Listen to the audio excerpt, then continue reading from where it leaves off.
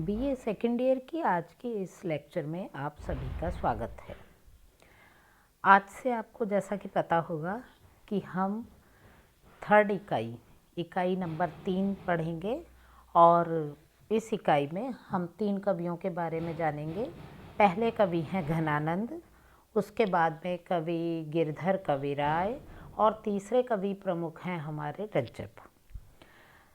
तो तीसरे इकाई के पहले कवि के रूप में आज हम कवि घनानंद के जीवन परिचय, शिक्षा दीक्षा, प्रमुख रचनाएं, संकलित पद जो कि 2 शीर्षकों से संबोधित किए गए हैं। पहला शीर्षक है कवि प्रशस्ति और दूसरा शीर्षक है प्रेम पीर वर्णन।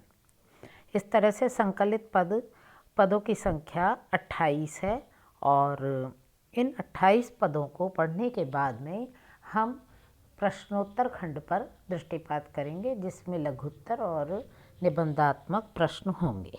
तो लीजिए, पहले हम पढ़ते हैं घनानंद का जीवन परिचय, शिक्षा दीक्षा और उनकी प्रमुख रचनाएं।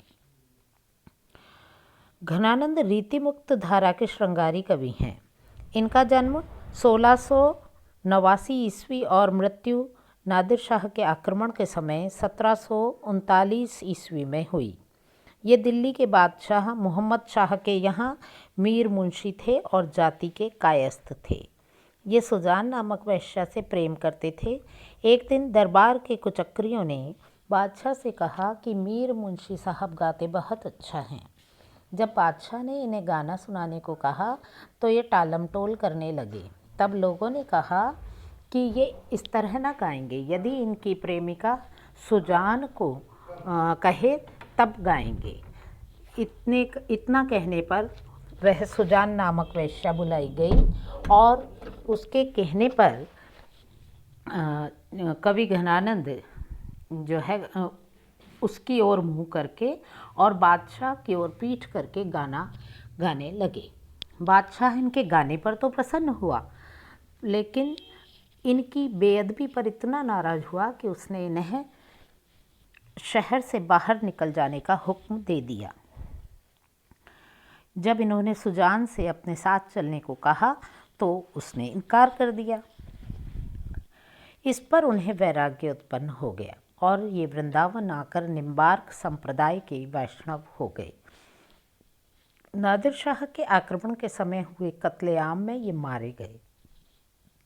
लोगों ने नादिर शाह के सैनिकों से कहा कि वृंदावन में बादशाह का मीर मुंशी रहता है, उसके पास बहुत सा माल होगा। सिपाहियों ने इन्हें जा घेरा और उनसे जर जर जर अर्थात धन धन धन कहा, तो इन्होंने शब्द को उलटकर रज रज रज कहकर 3 मुट्ठी धूल उन पर फेंकी। सैनिकों ने क्रोध से इनका हाथ काट डाला और इनकी मृत्यु हो गई। घनानंद की कविता में सुजान शब्द का बारंबार प्रयोग हुआ है, जो कहीं तो कृष्णवाची है तो और कहीं सुजान नामक उस वेश्या के लिए जो इनकी प्रेयसी थी।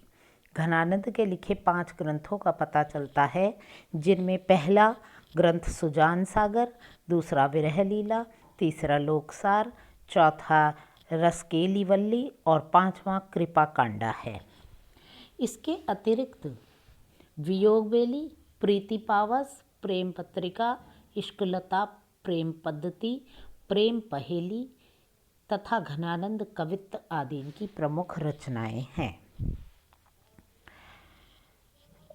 आचार्य रामचंद्र के शुक्ल के अनुसार इसके अतिरिक्त उनके कवित्त और सवैयों के फुटकर संग्रह भी मिलते हैं, जिनमें 150 से लेकर 400 तक छंद संकलित हैं।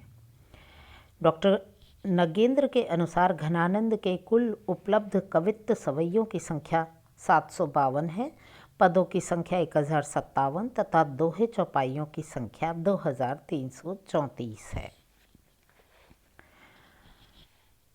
अब इसके अतिरिक्त घनानंद के विषय में कई उल्लेखनीय तथ्य भी प्रचलित हैं। प्रेम मार्ग का ऐसा प्रवीण और धीर पथिक तथा जबादानी का ऐसा दावा रखने वाला ब्रज भाषा का दूसरा कवि नहीं हुआ, ऐसा माना जाता है। एक अन्य विशेषता इनकी है, भाषा पर जैसा अचूक अधिकार घनानंद का था वैसा और किसी कवि का नहीं।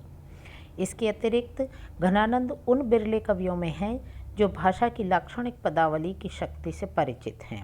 आचार्य शुक्ल के अनुसार भाषा के लक्षक एवं व्यंजक बल की सीमा कहाँ तक है, इसकी पूरी परख घनानंद को थी। इतना ही नहीं, घनानंद ने यद्यपि संयोग और वियोग दोनों का चित्रण किया है, तथापि इनका वियोग वर्णन अति प्रसिद्ध है। घनानंद के वियोग वर्णन अति प्रसिद्ध है और घनानंद के वियोग वर्णन में बिहारी की तरह बाहरी ताप की नाप जोख नहीं है, अपितु जो कुछ हलचल है वह भीतर की है। एक अन्य विशेषता के रूप में कहा जा सकता है कि घनानंद अंतर्वृत्तियों के निरूपक कवि हैं। वियोग में हृदय अंतर्मुखी हो जाता है, विरह वेदना में हृदय की पीड़ा, छटपटाहट एवं कसक कितनी बढ़ जाती है, इसका पता घनानंद के कवित्व सवैयों में प्रमुखता से चलता है। लाक्षणिक मूर्तिमत्ता एवं प्रयोग वैचित्र की जो छटा घनानंद की भाषा में दिखाई देती है, वह बाद में आधुनिक काल की छायावादी कविता में ही उपलब्ध होती है, अन्यत्र नहीं। घनानंद को स्वच्छंदतावादी काव्य धारा का कवि इसलिए कहा जाता है क्योंकि उन्होंने रीति की बंधी बंधाई परिपाटी का अनुकरण ना करके हृदय की स्वच्छंद वृत्तियों पर काव्य रचनाएं की। घनानंद शुद्ध कवि थे और आचार्य रामचंद्र शुक्ल ने उनके सुजान सागर, विरह लीला, कोक सागर, रसकेलीवल्ली, कृपानंद आदि काव्य ग्रंथों का उल्लेख किया है। घनानंद कवित्व शीर्षक से प्रकाशित ग्रंथ में उनके कवित्व संकलित हैं। उनके असली नाम को लेकर भी विद्वानों में मतभेद है, घनानंद या आनंद घन। हंगरी के विद्वान ने इनका असल नाम आनंद घन माना है। घनानंद ने अपने काव्य में प्रेम, सौंदर्य और विरह का बड़ा सूक्ष्म, मार्मिक और उत्कृष्ट वर्णन किया है। उनके काव्य में विरह की प्रधानता है। वस्तुतः घनानंद का काव्य विरह काव्य ही माना जाता रहा है। विरही हृदय की विभिन्न दशाओं एवं अनुभूतियों की व्यंजना उन्होंने अत्यंत कोमल और उदात्त भाव से की है। घनानंद प्रेम के कवि हैं, ब्रज भाषा में प्रवीण हैं और स्वच्छंद स्वभाव के हैं। प्रेम की पीर या विरह की व्यंजना में वे बेजोड़ हैं। लाक्षणिक मुहावरे तथा प्रयोगों से पुष्ट उनकी काव्य भाषा बहुत उत्कृष्ट बन पड़ी है। उनकी कविता का मर्म प्रेम की पीर का अनुभव करने वाला ही समझ सकता है। वे रीतिकाल के अन्य कवियों के समान आचार्य बनने और लक्षण ग्रंथ रचने के प्रलोभन में नहीं पड़े। विशुद्ध प्रेम की मार्मिक व्यंजना में ही उनकी सदैव रुचि बनी रही। वे सच्चे प्रेम पथिक थे। उन्होंने प्रेम को ही भक्ति के रूप में अपने पदों में व्यक्त किया है।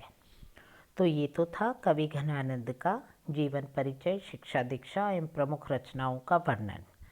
अगले लेक्चर में हम उनके संकलित 28 पदों के सार को पढ़ेंगे और तत्पश्चात प्रश्नोत्तर का एक लेक्चर होगा और इस तरह से घनानंद कवि को जो है हम पूरी तरह पढ़ पाएंगे।